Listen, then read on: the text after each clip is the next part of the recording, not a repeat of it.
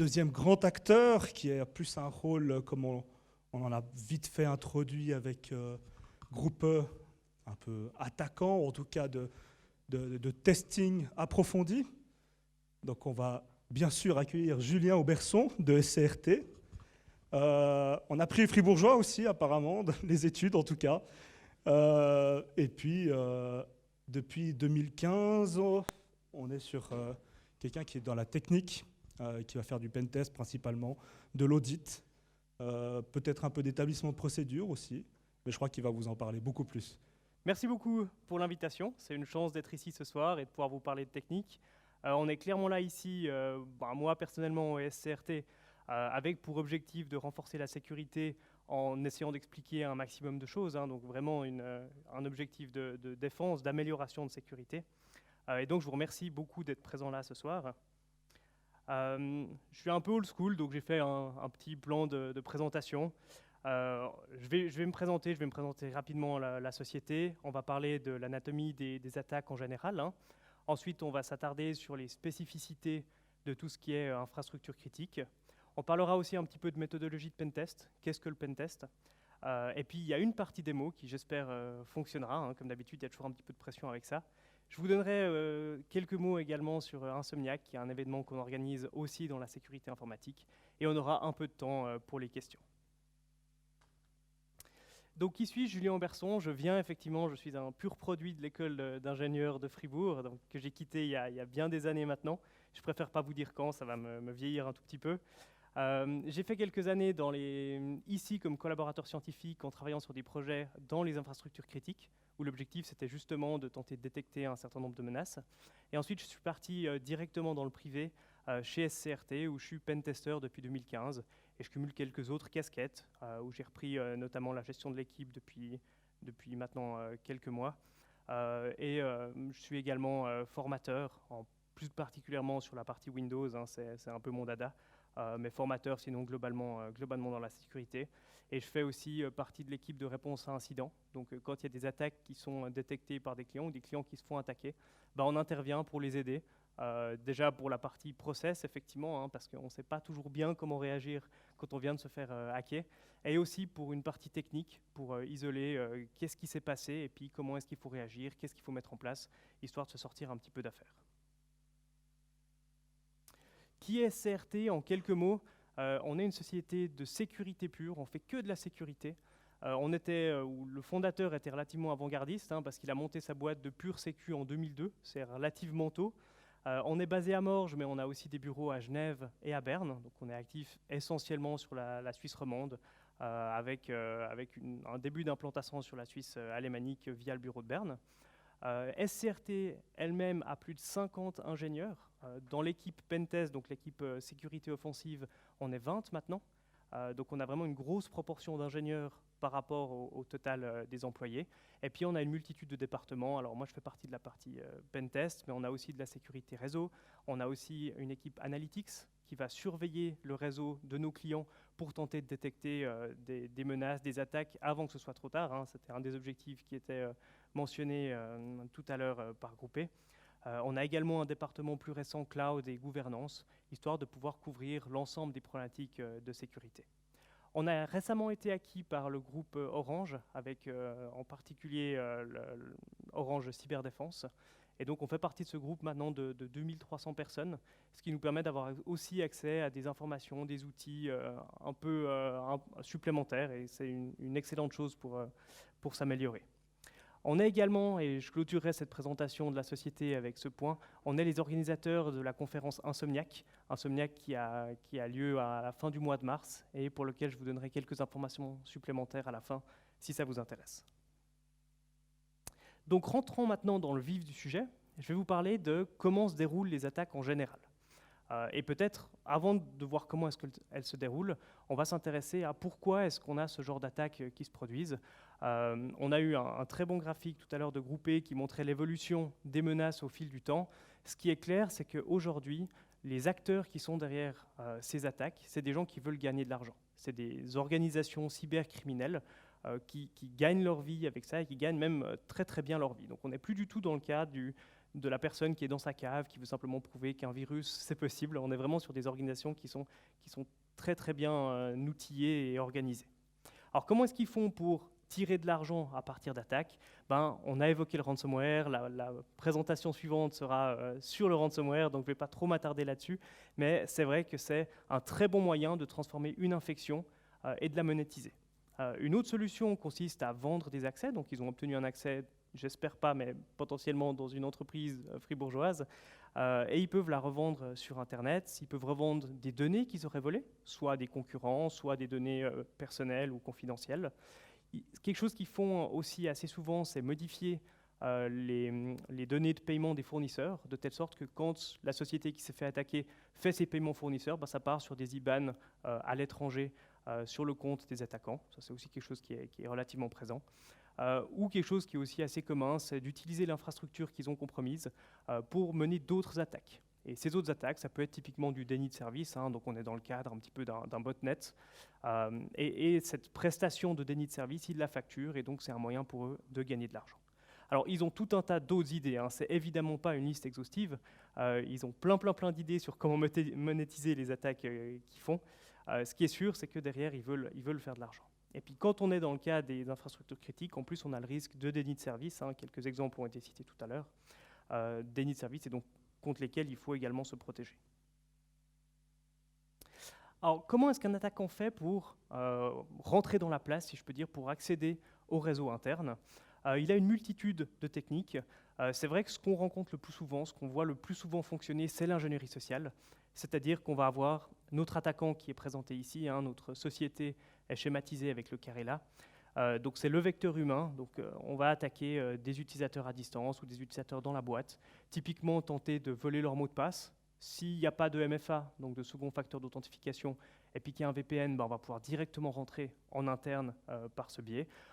Les attaquants peuvent aussi envoyer des pièces jointes ou des virus sur la machine des utilisateurs, histoire d'infecter une machine et à partir de là d'attaquer le réseau interne. Ça, c'est vraiment les vecteurs qu'on rencontre le plus souvent, qu'on observe le plus souvent quand des sociétés se font compromettre.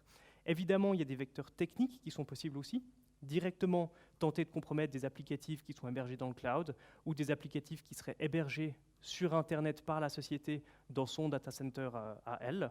Et puis pour des attaquants qui sont, on va dire, particulièrement motivés, ils pourraient tenter de s'introduire physiquement dans les locaux de la société ou au moins de venir à proximité et puis de tenter de s'introduire via les réseaux Wi-Fi. Donc on a vraiment une multitude d'options qui vont permettre de rentrer dans une société et à partir de là, de tenter d'extraire de l'argent pour les attaquants. Énormément d'entreprises se basent sur une infrastructure Windows. Donc finalement, quelle que soit la cible de l'attaquant, que ce soit le système de finance, que ce soit le système core business ou comme ça, la plupart du temps, les attaquants vont tenter de compromettre un compte qu'on appelle administrateur du domaine. C'est simplement le compte le plus privilégié sur un système Windows. Et donc, on va avoir vraiment cette récurrence d'objectifs via la compromission de ce compte administrateur du domaine. Après, l'attaque pour arriver à cet objectif, elle est assez régulièrement la même, ou elle suit au moins les mêmes étapes. Donc quand l'attaquant aura obtenu son premier pied dans l'entreprise, il va commencer par faire de la reconnaissance, histoire de voir quels sont les services qui sont présents, quelles sont les versions du logiciel, etc., pour pouvoir mieux cibler son attaque.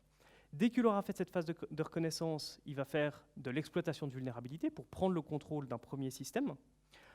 Et puis une combinaison après d'escalade de privilèges pour obtenir plus de droits, du vol de mots de passe, des mouvements latéraux, pour se déplacer après à l'intérieur de la société jusqu'à obtenir les assets qu'il souhaite compromettre. Et une fois qu'il a obtenu ces assets, il va entrer dans une phase de persistance. Donc il va déployer un certain nombre de méthodes qui vont lui permettre de rester dans la place, même s'il se fait détecter. Ça peut être des tâches planifiées, ça peut être une multitude de choses qui vont lui permettre de revenir si tout d'un coup on ne le dégage qu'à moitié. Et c'est aussi à ce moment-là, quand il a bien accès à toutes les ressources de l'entreprise, qu'il va lancer son ransomware, s'il prévoit de lancer un ransomware, histoire de pouvoir chiffrer l'ensemble et donc bloquer, impacter le plus possible la société pour l'inciter à payer la rançon. Alors à quoi ça peut ressembler de manière un peu plus graphique, Donc on a toujours notre attaquant ici, qui va exploiter par exemple une faiblesse technique sur un serveur pour prendre le contrôle du serveur. À partir de ce premier serveur, il a peut-être des permissions réseau qui sont plus intéressantes, donc il aura une vue du réseau plus complète, et donc ça augmente la surface d'attaque. Il pourra peut-être plus facilement faire des mouvements latéraux, prendre le contrôle d'un autre serveur, voler des mots de passe, et finalement faire une escalade de privilèges pour compromettre les assets qu'ils cherchent. Donc ici, on a des assets plus sensibles qui sont représentés en jaune, et donc qui pourra atteindre au final. Maintenant, qu'est-ce qu'il en est des infrastructures critiques?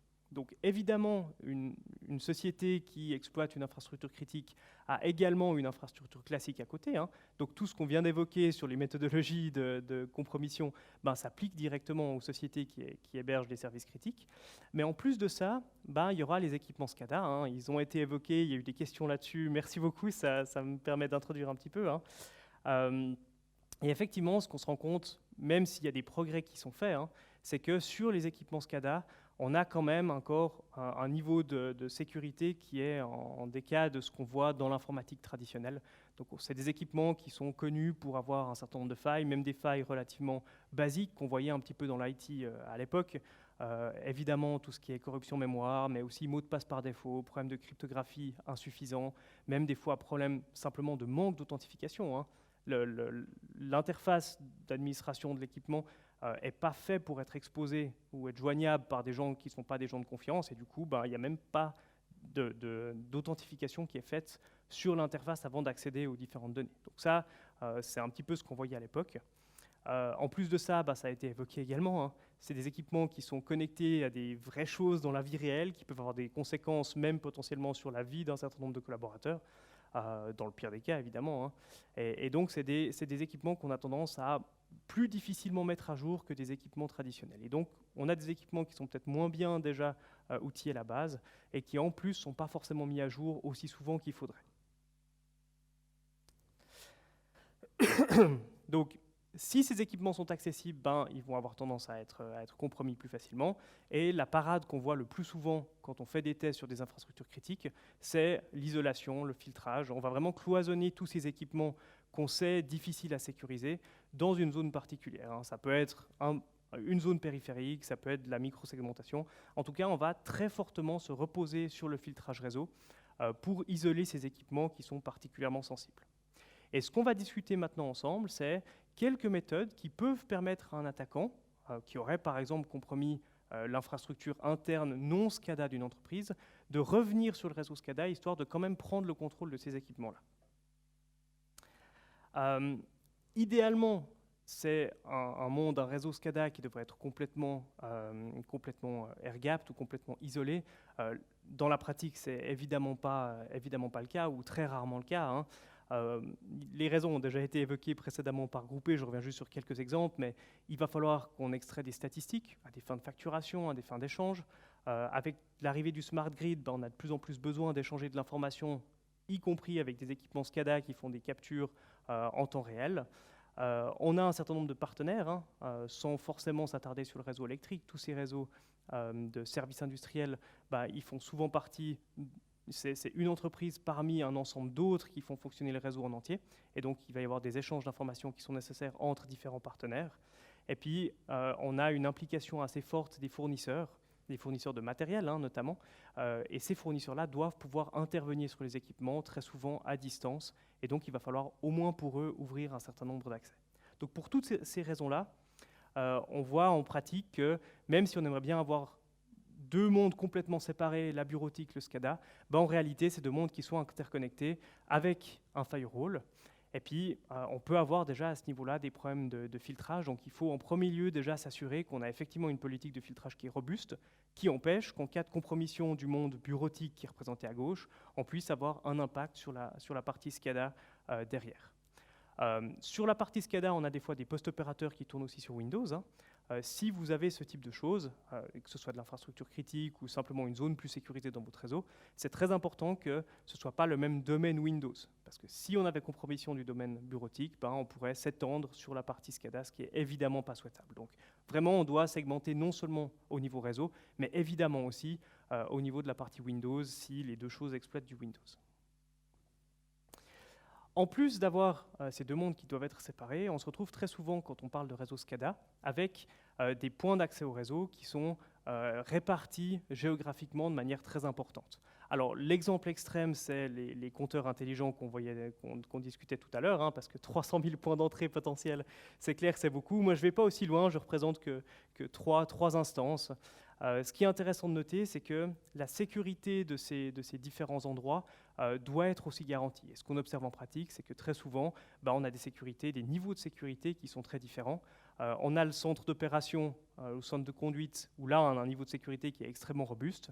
Et puis, à certains endroits, on peut très bien avoir simplement un grillage avec éventuellement un cadenas, même potentiellement pas de cadenas, qui va protéger un switch d'accès au réseau qui pourrait potentiellement servir à accéder au réseau SCADA qui est particulièrement critique. Et donc ça, c'est un moyen qui pourrait être utilisé par un attaquant particulièrement intéressé, hein, parce qu'il doit venir sur place dans un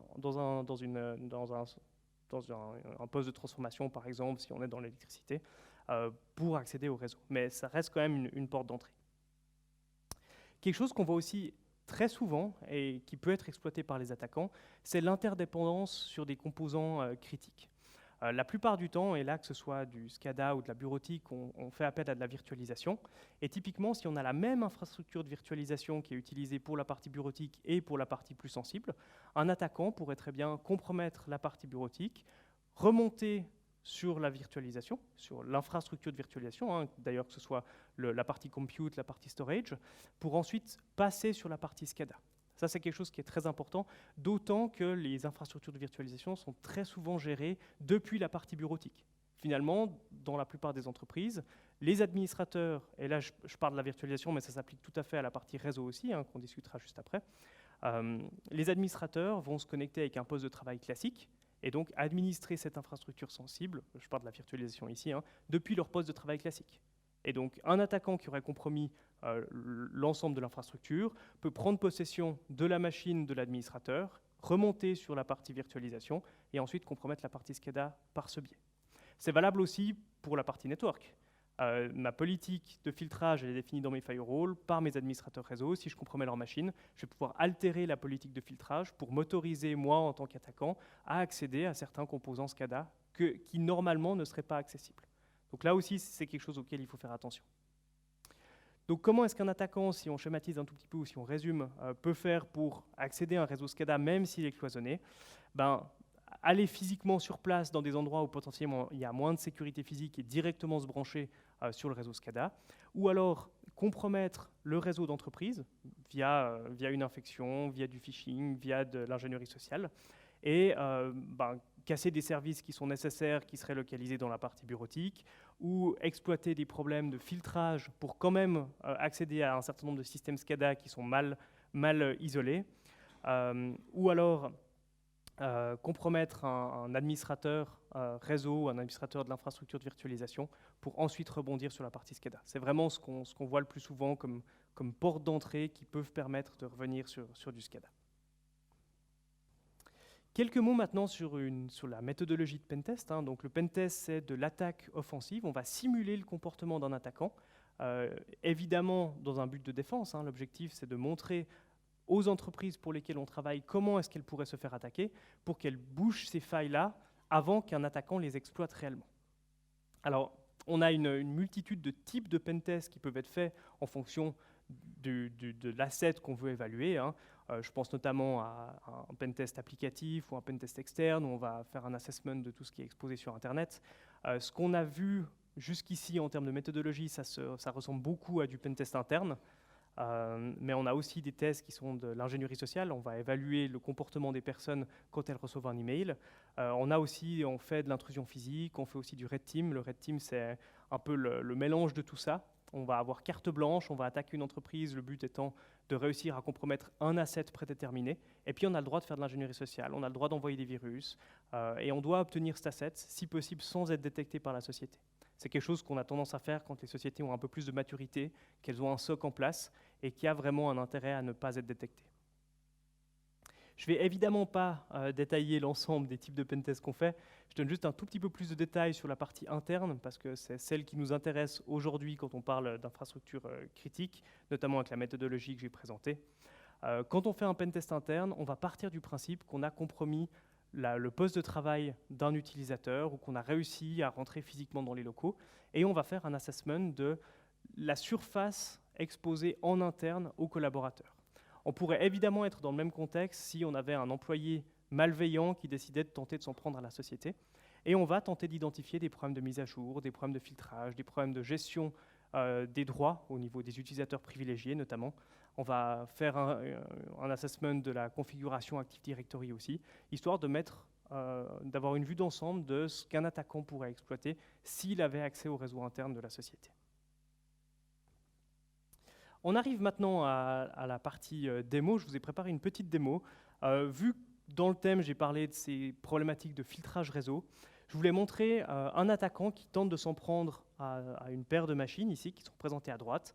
Il aimerait s'en prendre à la machine 42, celle du bas, mais malheureusement, la politique de filtrage empêche que cette machine soit visible depuis la situation où il est.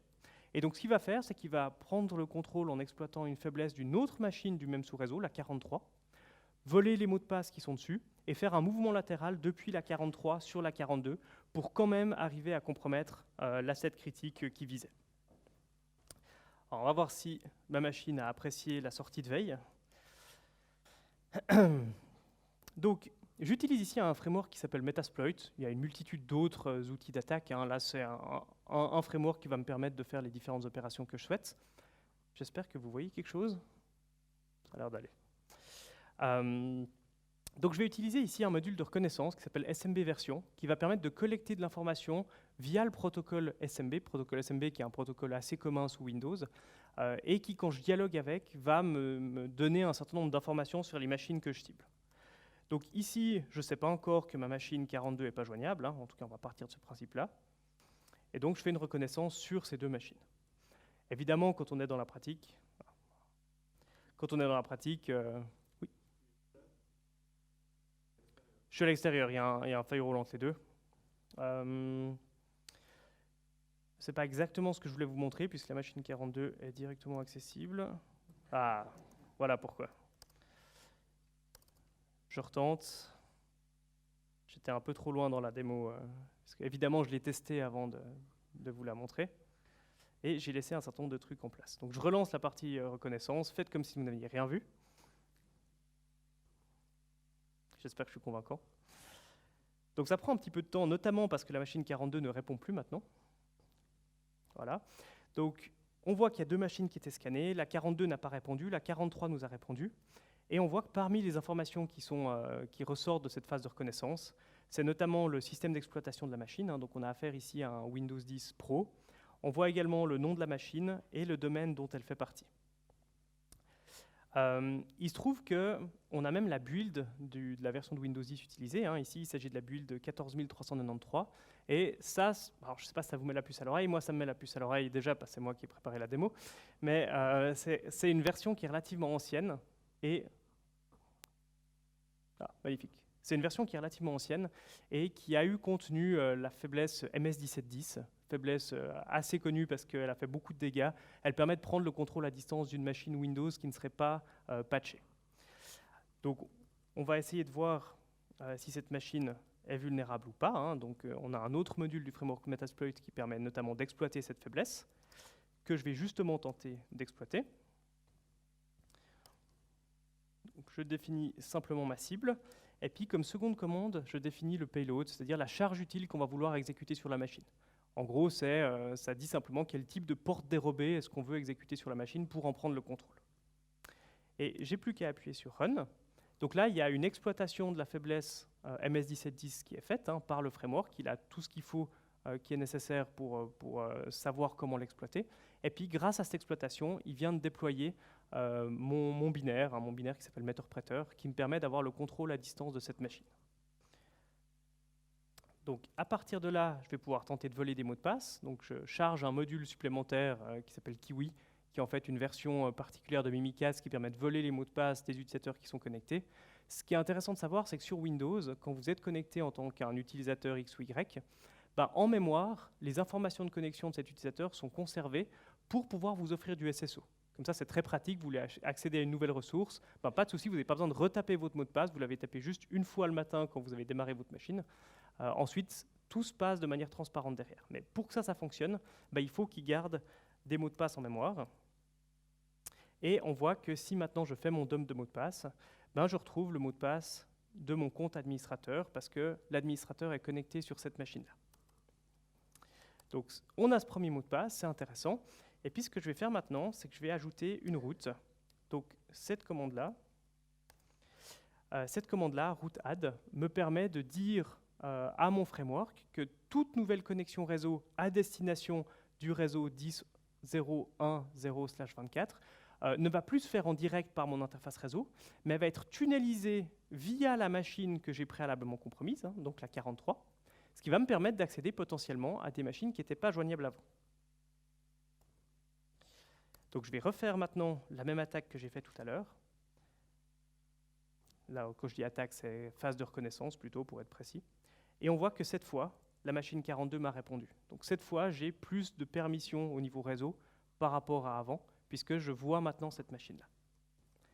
Et puis, je vais pouvoir réutiliser le mot de passe que j'ai volé au préalable et faire une authentification sur la machine 42 via le tunnel que j'évoquais justement maintenant et que j'ai créé avec la commande route add.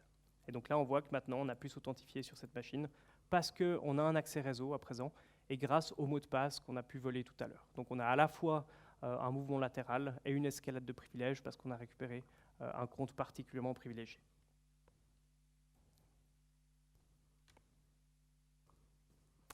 Voilà, je vais clôturer cette présentation avec ce slide sur Insomniac.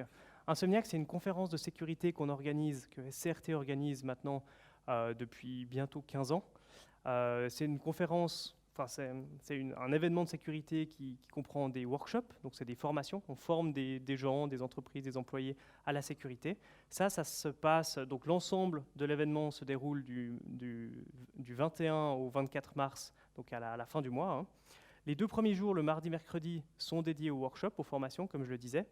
Le jeudi, vendredi, on a des conférenciers du monde entier qui viennent pour présenter des talks qui font 45 minutes à 1 heure sur des sujets particuliers dans lesquels ils ont fait de la recherche. Et puis, on a notre traditionnel Capture the Flag, donc concours de hacking le soir, où on vous a préparé, si vous êtes intéressé à venir, plus d'une vingtaine de challenges, histoire d'essayer de les casser, de contourner les différents mécanismes de protection qu'on a mis en place. Si ça vous intéresse, il y a des informations sur le site www.insomniac.ch et on vous accueille bien volontiers là-bas si vous voulez parfaire votre niveau de sécurité. Ce qui est peut-être intéressant de préciser, parce que je vois qu'il y a plein d'étudiants dans la salle, c'est que pour la partie CTF, on a un classement dédié pour les étudiants. Donc les différentes écoles vont combattre les unes contre les autres et ne sont pas directement classées avec les autres équipes. Et on a des prix aussi qui sont différents pour les écoles. Là, j'arrive au bout de cette présentation. Si vous avez des questions, je me ferai un plaisir d'y répondre. Et puis j'espère que vous avez appris quelque chose sur la sécurité plutôt offensive. Merci beaucoup, Julien.